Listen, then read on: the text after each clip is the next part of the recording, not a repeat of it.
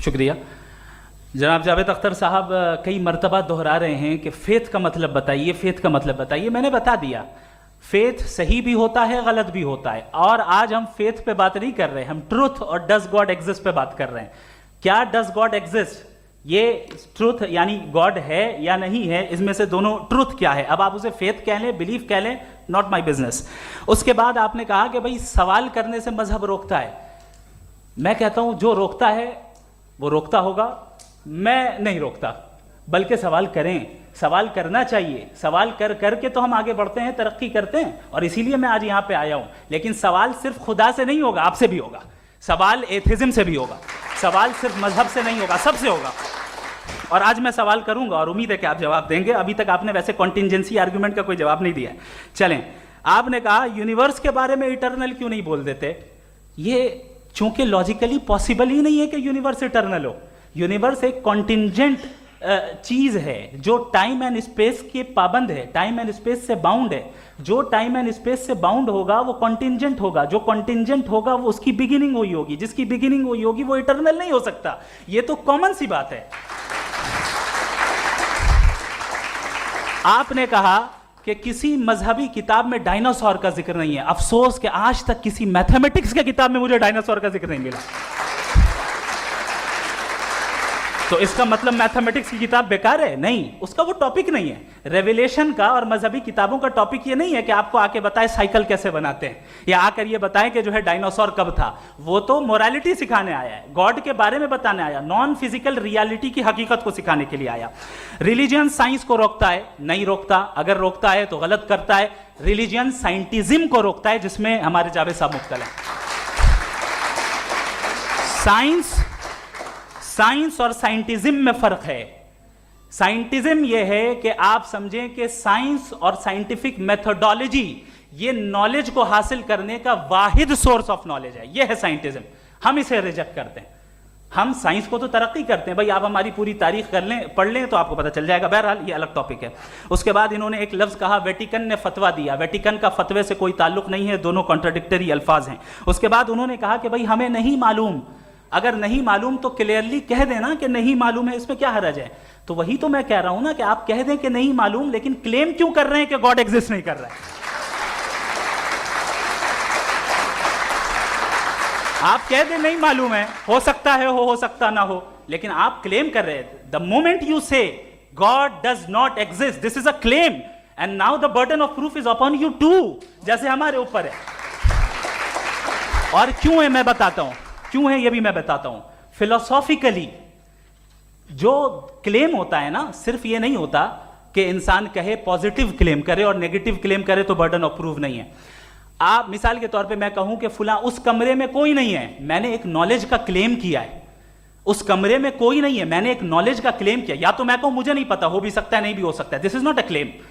लेकिन जब मैं कह रहा हूं कि वहां कोई नहीं है, या मैं कह रहा हूं वहां कोई है, दोनों क्लेम है और दोनों के ऊपर बर्डन ऑफ प्रूफ है। हमारे ऊपर भी बर्डन ऑफ प्रूफ है। मैंने कंटिंजेंसी आर्ग्यूमेंट दिया, इसे तोड़कर दिखाइए। आखिरी चीज, इन्होंने कहा कि खुदा दुनिया बनाने से पहले 150 साल पहले या करोड़ों साल पहले क्या कर रहा था। अरे हजरत, चलें, बहरहाल मैं जवाब दे देता हूं। आप हमारे रिस्पेक्टेड पर्सनालिटी हैं, अगर आप नहीं होते तो मैं इसे एंटरटेन ही नहीं करता। टाइम, ये 100 साल पहले या 100 साल बाद, पहले बाद में अभी, ये वो अल्फाज हैं जिनका ताल्लुक टाइम से है। टाइम शुरू ही हुआ है यूनिवर्स की बिगिनिंग के बाद, तो उसके पहले खुदा क्या कर रहा था, सवाल इलॉजिकल है, ये फेलेसी है। यानी आप ये कह रहे हैं कि यूनिवर्स के बनने से पहले खुदा क्या कर रहा था। टाइम के बनने से पहले, पहले का ताल्लुक टाइम से, टाइम उस वक्त था ही नहीं, तो ये सवाल ही इनवैलिड है खुदा के ताल्लुक से। दूसरी चीज, आर्ग्यूमेंट ऑफ कंटिंजेंसी जो मैंने आपके सामने पेश की है, आपने बार बार ये प्रूफ किया और ये कह रहे हैं कि गॉड ऑफ गैप्स। देखिए, पहले नहीं मालूम था, साइंस ने कर दिया। सिंपल की मिसाल से मैं समझा देता हूं। जिस गैप्स की आप बात कर रहे हैं ना, साइंस उन गैप्स को जिन चीज के जरिए भी प्रूव करेगा वो कॉन्टिंजेंट ही होगा। अब चाहे वो फोर्स हो, मैटर हो या एनर्जी हो। लिहाजा सवाल हमारा उस वक्त भी वैलिड होगा जब तक कि आप नेसेसरी बीइंग पे ना आ जाएं। और इन्फिनिट रिगरेस पॉसिबल नहीं है of causes in practical world, तो जाहिर है कहीं रुकना पड़ेगा, जहां रुकेंगे वही खुदा है। दूसरी चीज, आपने ये कहा, क्या कह रहा था मैं, किस पॉइंट को? What? Oh no, after that. Just now. हाँ, जहां रुकेंगे वही खुदा है। बहरहाल, तो टाइम का जिक्र हो गया, गॉड ऑफ गैप, सॉरी या इसकी एक मिसाल आप ले लें।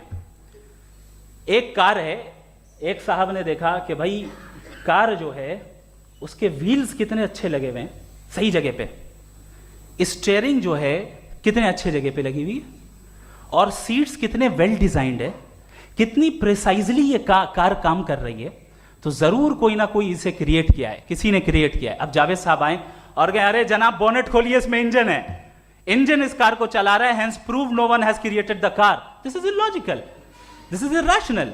आपने इंजन के जरिए उस गैप को तो साबित किया, लेकिन क्या उससे कार की जो क्रिएशन है और उसका जो क्रिएटर है ये इम्पॉसिबल हो जाए? ऐसा पॉसिबल है? उसका सवाल खत्म हो जाए, ऐसा पॉसिबल है? नहीं। आपने गैप्स को फिल करके, कॉन्टिंजेंट चीजों से गैप्स को फिल करके हमारे ऑब्जर्वेशन को और ब्रॉड कर दिया। अब हमें और पता चल गया कि ये जो कार है इसका सिस्टम कितना ज्यादा कॉम्प्लेक्स है। पहले कम समझते थे, अब कॉम्प्लेक्सिटी और ज्यादा वाजे हो गई। अब हमें समझ में आ रहा है कि हमारी सर्टेनिटी और बढ़ गई कि जरूर इस कार को किसी ना किसी ने बनाया। यही मामला यूनिवर्स का है। साइंस हमेशा फिजिकल वर्ल्ड की चीजों को ही फिल करती जाएगी और फिजिकल चीजों से ही करती जाएगी, चूंकि एम्पेरिकल एविडेंस का ताल्लुक फिजिकल वर्ल्ड से है। आप साइंस के जरिए मेटाफिजिकल रियलिटी को कभी साबित नहीं कर सकते। ये रॉन्ग टूल का इस्तेमाल करना है। ये वही काम है कि आप मेटल डिटेक्टर से प्लास्टिक डिटेक्टर करने चलें, जो कि जाहिर है सही नहीं है। Thank you.